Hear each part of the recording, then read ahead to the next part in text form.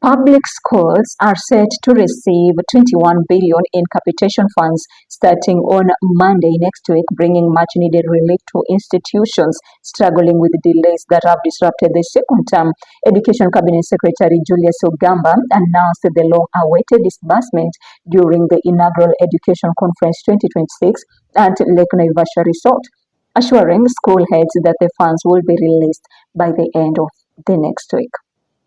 Yeah, we're working with the Treasury, as I indicated, every single day. In fact, even today our teams are there trying to push to see whether we can have the capitation released, and it's going to be released anytime because, as you are aware, because of the competition of the limited resources, the release of the exchequer sometimes delays, but we are working to ensure that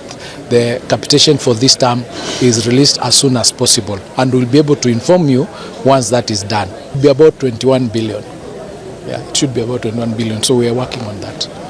Illegal levies, the levies are illegal. In fact, you call them illegal fees, they are illegal. The ministry does not allow anybody to charge any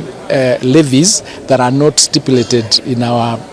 policies, and we are trying to ensure that our teams here, and part of the discussions we're having is that one, that ensure that in the areas of your inspection there are no institutions that are charging illegal levies, and if we find that that is being done, then we take administrative action against those particular officers. So they are not supposed to levy any illegal levies, because even when the capitation delays, the government will eventually release that capitation, and when that is done, then what happens to the illegal levies that they had levied?